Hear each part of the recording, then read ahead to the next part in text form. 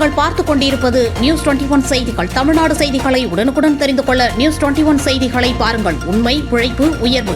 சகோதரியை கிண்டல் செய்த சக நண்பர்கள் இருவரையும் அடித்துக் கொன்று நெய்வேலி NLC மணல் மேட்டில் புதைத்த சம்பவம்.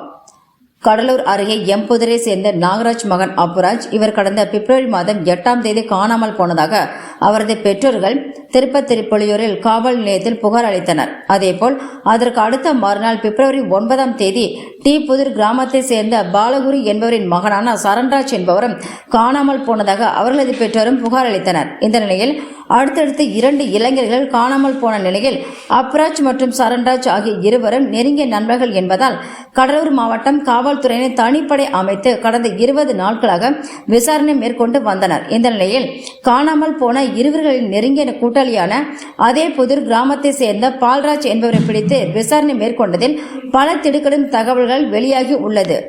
கைது செய்யப்பட்ட பால்ராஜ் நெய்வேலி NLC சுரங்க மணல் மேட்டில் அருகாமையில் உள்ள குவாரியில் லாரி டிரைவராக பணிபுரிந்து வருகிறார். இந்த நிலையில் கொல்லப்பட்ட சரண்ராஜ் மற்றும் அப்புராஜ் ஆகிய இருவரும் டிரைவர் பால்ராஜின் சகோதரியை கிண்டல் செய்ததாக கூறப்படுகிறது.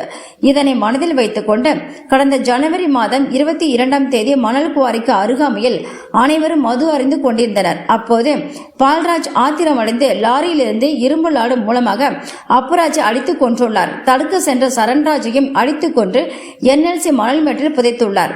மேலும் அவர்கள் உடல் தெரியக்கூடாது என்பதற்காக ஒரு லோடு லாரி மண்ணை கொட்டியுள்ளார். இதுகுறித்து விசாரணை தெரிய வரவே கடலூர் மாவட்ட காவல்துறை அதிகாரிகள், மருத்துவர்கள், தடவியல் நிருபர்கள் என அனைவரும் சம்பந்தப்பட்ட இடத்திற்கு வருகை தந்து JCB இயந்திரத்தின் மூலம் 2 பேர் உடலையும் தோண்டி எடுத்தனர். பின்னர் அதே இடத்தில் பிரேத பரிசோதனை செய்யப்பட்டது. நியூஸ் 21 செய்திகளுக்காக கடலூர் செய்தியாளர் முருகானந்தா.